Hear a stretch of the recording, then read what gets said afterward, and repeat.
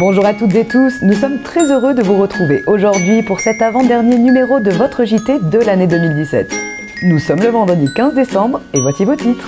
Direction tout d'abord le Téléthon avec le concert organisé vendredi dernier à l'Auditorium de Londe. Nous resterons ensuite sur le Téléthon avec la course de pompiers des casernes des Yvelines. Un petit tour après par les animations de Noël de la Dalle Louvois.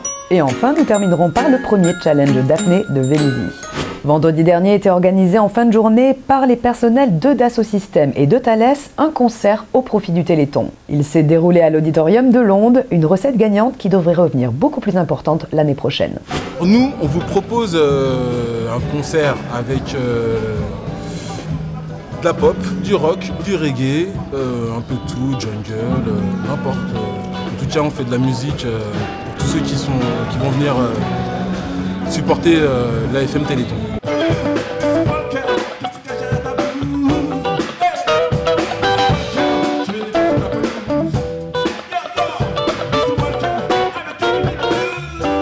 On vient jouer de la musique pour aider l'AFM à lever des fonds.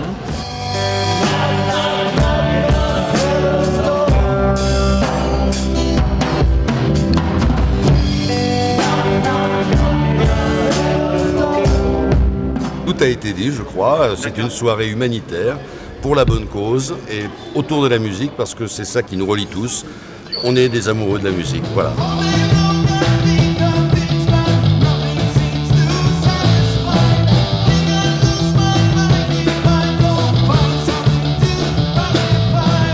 Alors le club fait partie de l'organisation du Téléthon pour la ville de Vélizy et entre autres pour les associations. D'accord. Donc on a l'agrémentation et on représente toutes les associations de Vélizy. Tout s'est passé de façon admirablement bien parce que on s'est entendu, on a monté ensemble un programme, une animation qui se concrétise ce soir. Donc c'est super bien, c'est une première fois en plus.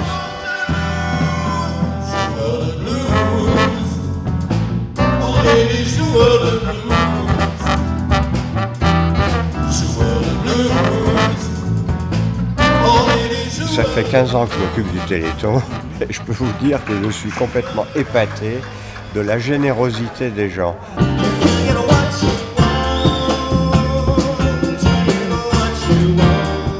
Le même soir, nous avons croisé une myriade de pompiers qui couraient également pour la bonne cause pour le Téléthon. Leur objectif, comme chaque année, rallier les différentes casernes des Yvelines.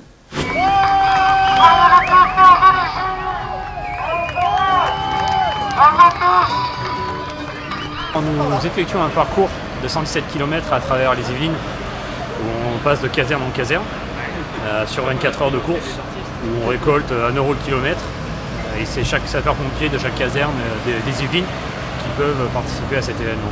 Très bonne ambiance, on est très bien accueillis dans les centres, c'est super. Super, belle organisation, Mika a encore très bien travaillé. Espérons que ça continue encore comme ça, c'est super. Et la soupe est bonne ? La soupe est très bonne, très bien reçue, Vélizy, champion. Là au départ on est 70, à être parti de Montigny-Montonneux. Et là on arrive donc à Vélizy, une caserne qui est dynamique, où on va passer par Viro et Versailles. Et là en fait on arrive à 95 sapeurs-pompiers qui partent de Vélizy.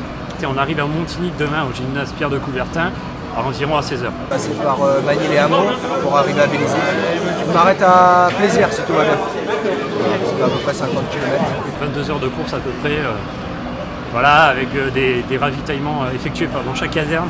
Donc ça nous aide bien, ça nous réchauffe parce qu'on a voilà, le temps et pour l'instant le temps est avec nous, il neige pas, ça gèle un petit peu donc on fait très attention.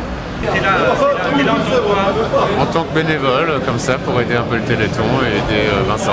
D'accord. Voilà. Compliqué d'installer tout ça, non? Non, pas spécialement.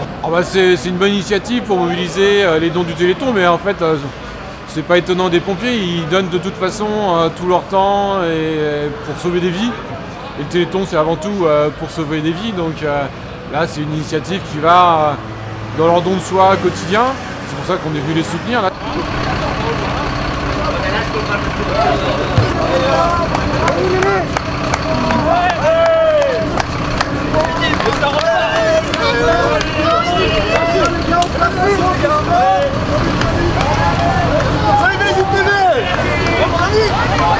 Allez,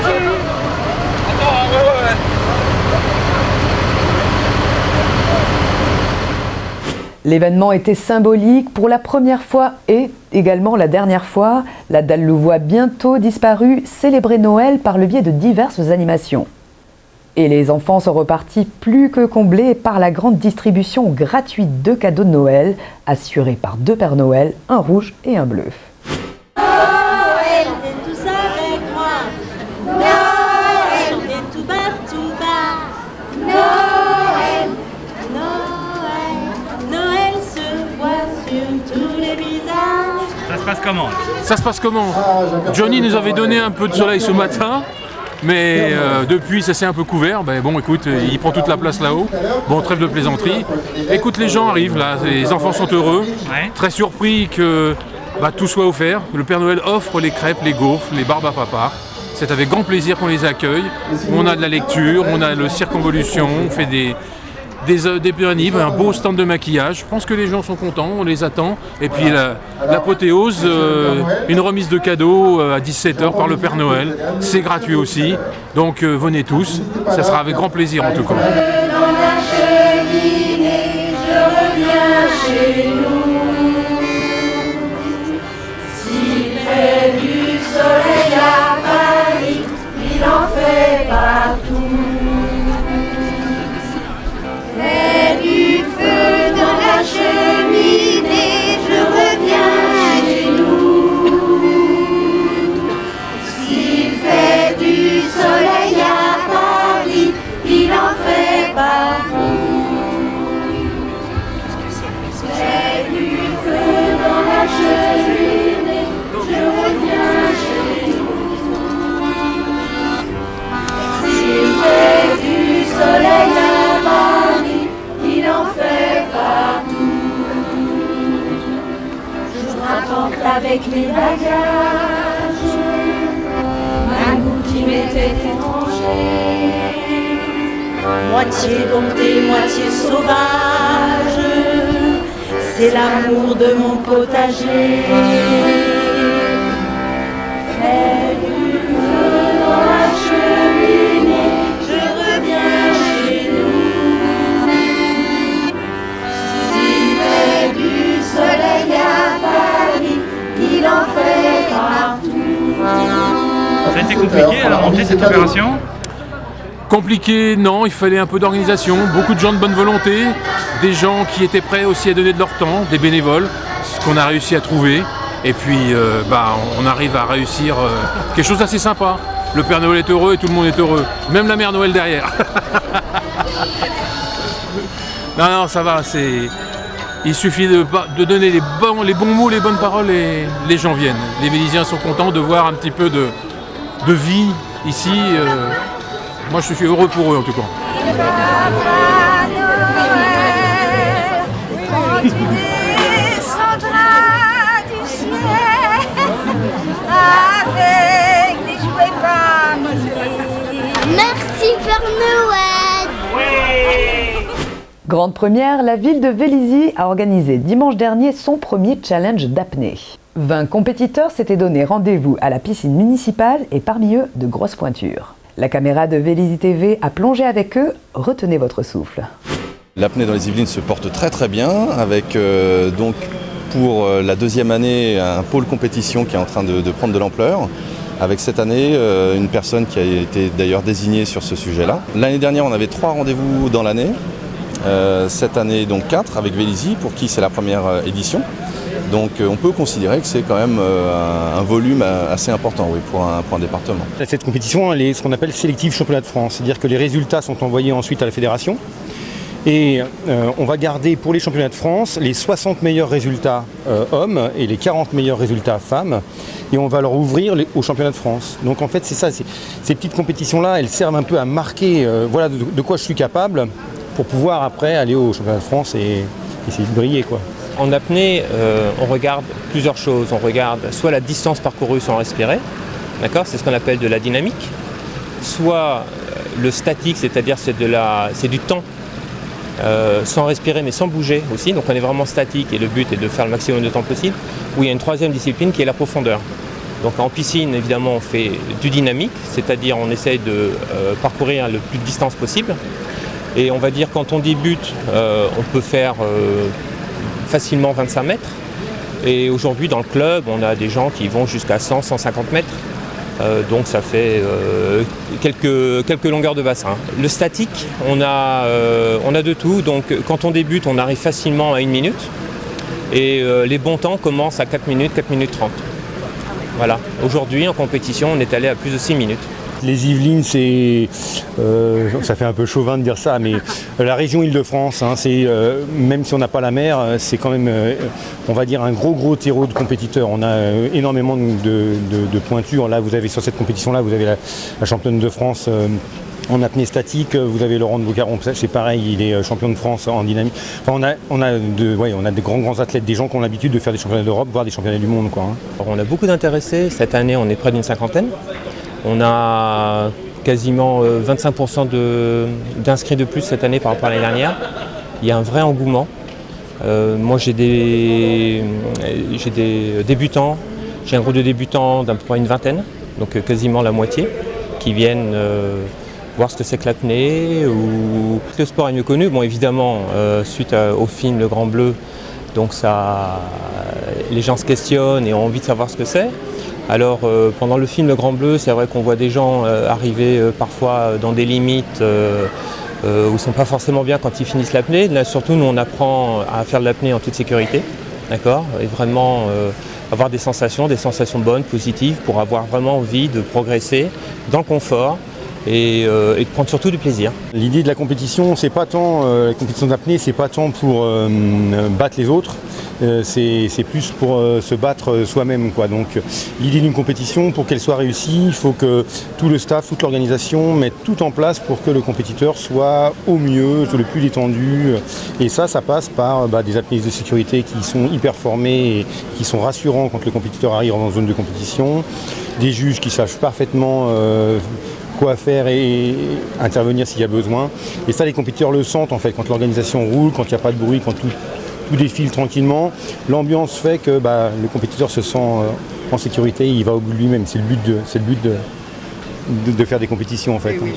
C'est pas trop un classement, voilà, c'est pas trop un classement contre les autres, c'est plus un classement par rapport à soi, quoi. Dans l'apnée, on recherche beaucoup de choses, hein. On peut rechercher la performance, mais on peut aussi rechercher la relaxation, on peut rechercher aussi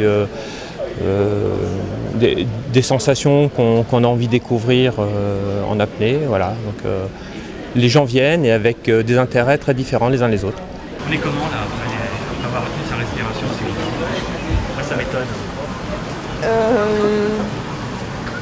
Après on fait ça tout le temps puisque c'est notre sport, mais... On pense à quoi?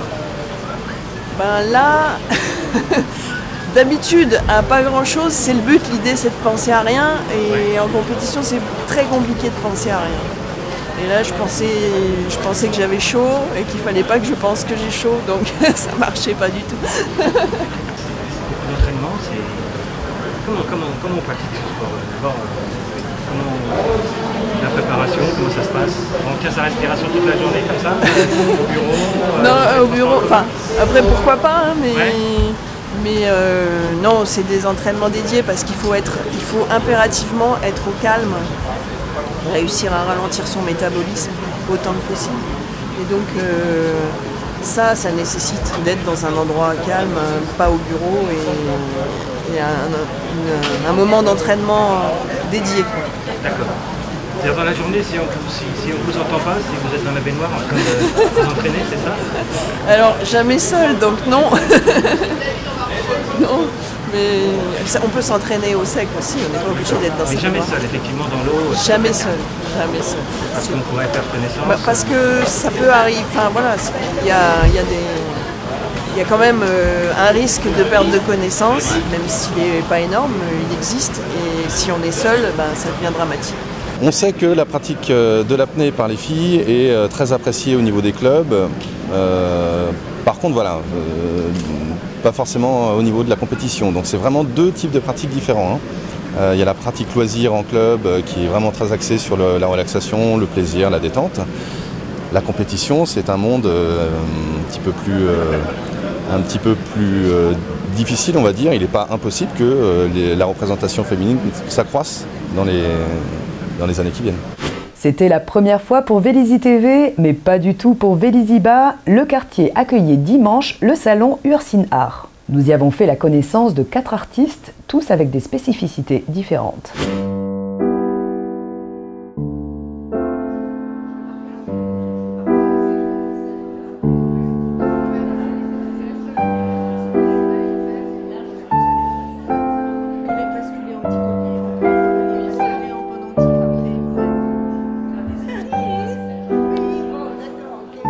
Alors ça a commencé en Nouvelle-Calédonie, j'étais en vacances chez ma sœur et puis bon, j'ai trouvé pas mal de bois flottés et ça m'a donné envie de créer parce que là-bas j'étais dans une atmosphère vraiment très, comment dire, dans la nature. Je suis restée 1 mois sur une île, l'île de Lifou. Et voilà, en venant, bon, j'ai ramené une grosse racine que j'ai montée en lampe et que j'ai mise chez moi. J'ai toujours adoré les petits points de lumière que je mets voilà, dans différents points de la pièce. J'aime bien les petites, voilà, j'aime bien les sources de lumière réparties. Je trouve un morceau de bois, je ramasse beaucoup. Après, je fais sécher dans mon appartement. Et après, suivant le morceau de bois, me vient l'idée de faire telle ou telle chose.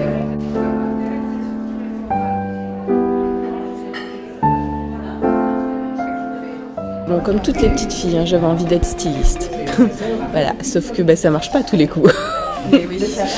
Et donc, j'avais vraiment rien prévu d'autre et je me suis retrouvée dans une école de broderie à la main. Et en plus, j'ai trouvé qu'on avait plus de possibilités de texture, de matière, de modification, voilà. Et il y avait tout l'aspect dessin qui était avant, qui n'est pas sur de la figurine, mais qui est vraiment du dessin dans la texture et dans le motif.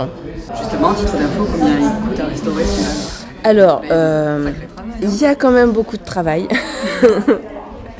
Là, il y en a, alors fourniture, tout compris, parce que c'est quand même des fils de soie. Donc c'est une soie qui vient d'Indochine.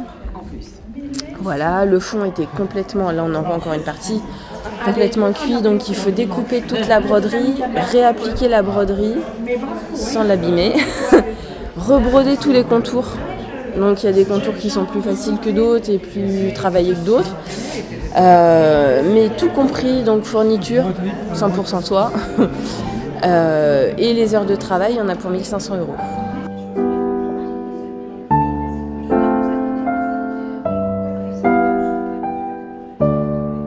Bon, la photo, c'est très varié, ça dépend des...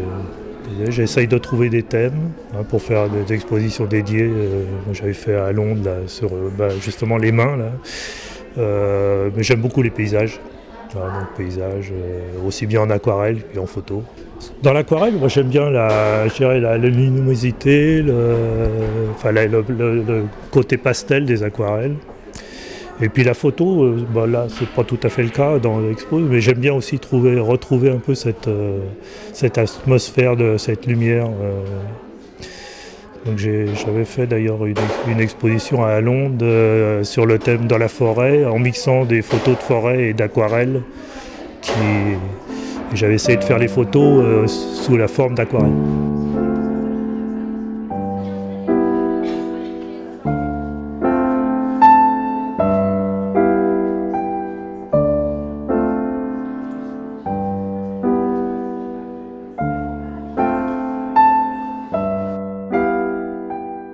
J'ai toujours aimé le dessin et la peinture, mais voilà, un jour on m'a offert des pinceaux et une palette de tubes et je me suis dit voilà, pourquoi pas commencer.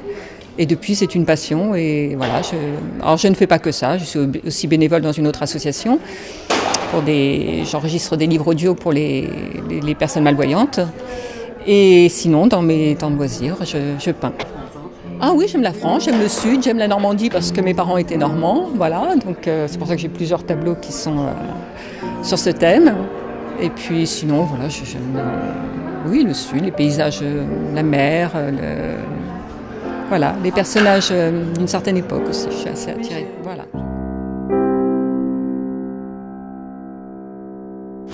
Pour ce week-end à Vélizy, 4 rendez-vous et on commence ce soir en beauté par la soirée de Noël d'Eldora Danse au centre Maurice Ravel. Samedi après-midi de 14h à 18h, encore des festivités pour Noël, place du Traité de Rome cette fois-ci. Spectacle à 20h30 en salle Rému, spectacle Circonlove Cabaret par l'association de la ville Circonvolution. Enfin, dimanche de 14h à 18h en salle Icare, ce sera l'exposition vente du club de loisirs artisanat de la ville. Merci à tous d'avoir suivi ce journal qui se referme. On se retrouve pour le dernier JT de l'année vendredi prochain et très bon week-end à tous.